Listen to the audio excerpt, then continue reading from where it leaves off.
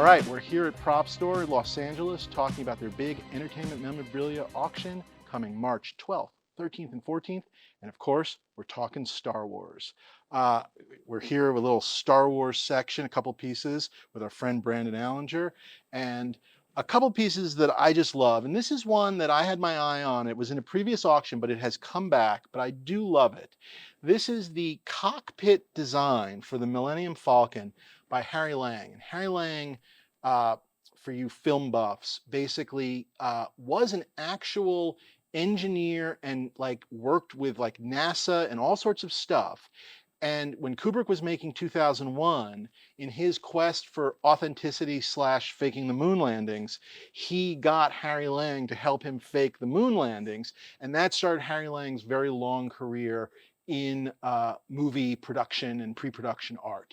And so he kind of slid over from 2001 later on to Star Wars and did all of this. And I think it's all part of it's not exactly the used space that you sort of see that sort of ethos that like Lucas and Macquarie had, but it very much is part of it in the sense of that somebody who was an engineer was thinking about how this hunk of junk might actually work, and just the idea that of what these various computers and systems might do. And I kind of just love this. Brandon, you've got a photo that you showed me also that is basically one of the Star Wars workshops where you actually sort of see this just just leaning sitting against there, the wall. leaning against the wall. Almost 50 years Yeah. ago, and just there it Kinda is. just love the that. same Yeah. cutout there in the middle. It's just you don't see this type of stuff. It's the type of thing that should have been thrown away, Right. really. So the fact that Harry Lang saved it, he obviously had some pride in it. He's And he's I was kind going of to just known. say It is signed. signed. Yeah. Get on in there, signed.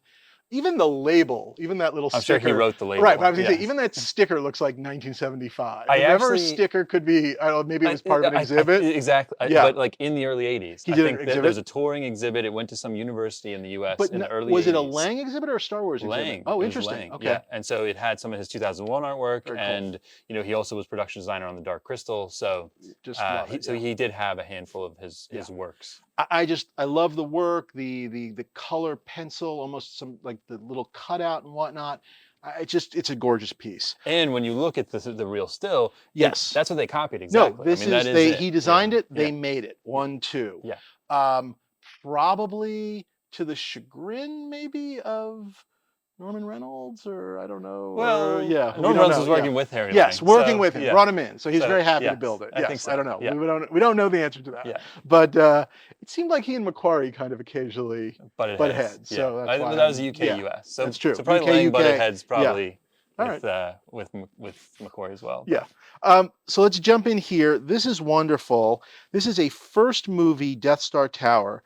These things existed in different sizes. The larger ones would have the gears and the mechanisms to actually turn and move. Some of the smaller ones more static and whatnot, although they could turn them to basically, position them differently. Top. Yeah. Exactly. Just a gorgeous little model. Everything's there. I don't know what else to say. It's just a little bit of restoration I here. do think the cannons are replicas. Okay, so replica we'll call cannons, that out. yep. But it did come straight from an ILM guy.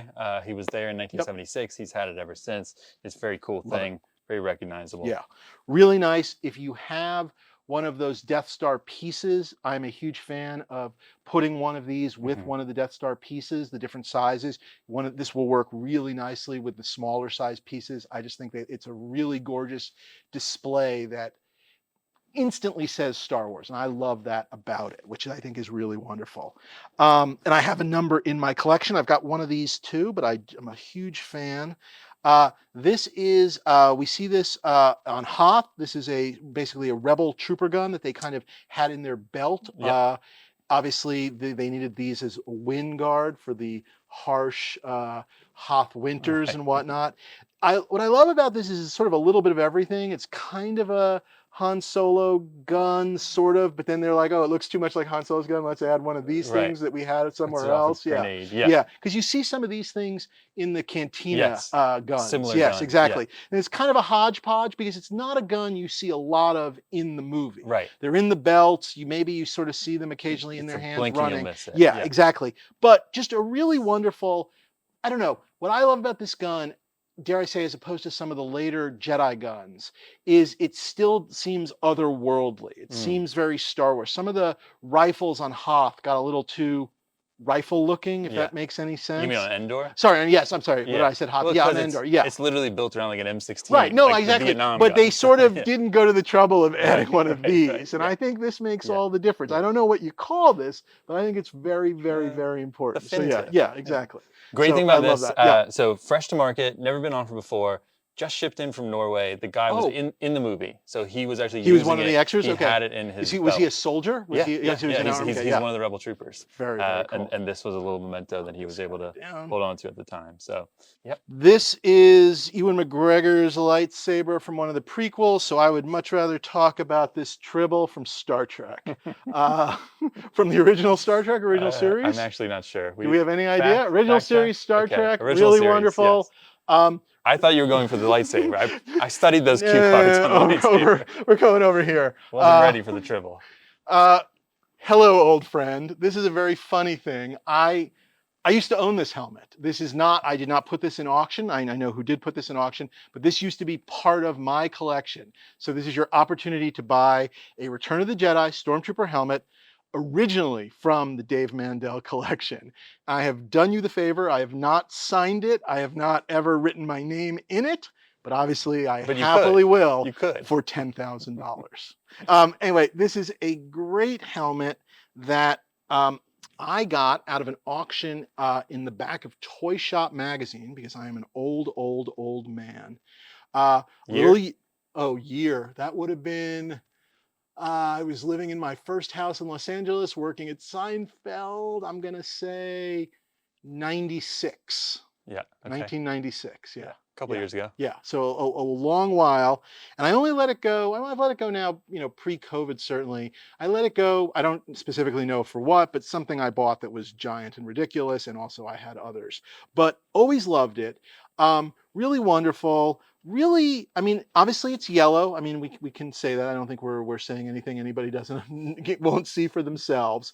But overall, though, in somewhat relatively nice condition. Obviously, we're missing a grill there, but we've got a little bit there. But very close to complete. Yeah, very complete in a way in terms that many of, are not. with Many all are the missing their rubbers, the lenses, or the trim. the stickers, the trim, the forgive me, the hard safety hat, helmet yes. harness thing, the full elastic and snap. The things that I always loved about it, the Alan H. I don't know if that was the guy that wore it, but the thing that I always loved about it, and I'm going to move if I can so you can see. Can you get in there like that? What you're looking at is basically like a return off of a return envelope or something. Blue Harvest Productions, Lucasfilm, care of the Stardust Motel in Yuma, Arizona. And that was in there the day I got it. Right. And I just always loved it. I can only assume the guy that took this home with him did that this is not something we've ever seen in other Jedi helmets. It's not shown up anywhere, so I'm assuming he did that. But I kind of love that it's just on old yellowed envelope, whatever. Very unique, slightly odd. Yeah. It almost could have been a production thing where it's like did they loan it to somebody for some reason? And they wanted it sent and that back? was their way of saying like make sure it comes back. I don't know. Will not know. Yeah. But check out the back too. Just really nice. The stickers in really good condition. Just a really wonderful example, I think, of just a really nice. I don't know. Am I turning? Are you turning? Whatever. Okay, that's fine. I'll put it down. Might be easier. But just a really super example. I would certainly say, in my mind, I feel like it's been a little minute since a really nice Jedi helmet has come to market. And I just think it's a great one. I don't know what to say. I'm biased. I miss it. I will not be bidding on it, but I've always loved it. I always thought it was a really nice example, and I don't know what else to say. I really did like it. Anything else I'm missing? I mean, I think one other thing that's maybe a little bit unique about it is it's not dirtied up for the redwood forest. So right. A lot so of them may have gone missing from Yuma. Yes, right. Never made it to the redwood. No, but that's would have been true. used on the Death Star. The one that I have in my collection is dirty. Has the dirt on it with the overspray that was from Endor. Endor, and this doesn't, which Yeah. actually is a very interesting thing in terms of where it dates in. Yeah. But you don't see that many stormtroopers at the beginning of the movie in Arizona. Well, none in Arizona. Yeah. So maybe but maybe they brought them there and didn't use I it, think it or may have maybe they just did marketing photos there. it may have been that everything got sent to Arizona from the UK because there's also that was the next pictures stop. of the speeder bikes, Okay. right, down there in the desert. Gotcha. obviously And they then didn't they use went them back either. to LA, or I'm sorry, back up north at that point. Yes. I think that makes sense. I like that as a theory. Because obviously Yeah. they would have used them first at Elstree Studios, the Emperor's arrival, all the troops in the docking bay, and then the location stuff was done in the U.S. later. So. And maybe they thought we might need them. Sure. I mean, that's the other possibility too. Yeah. Because you certainly would have believed, I guess, if they'd had a stormtrooper or two somewhere in the barge. I guess I would say. Yeah. But anyway, really just super example. I think if you've been looking for one, this is a great one. I think you would like this.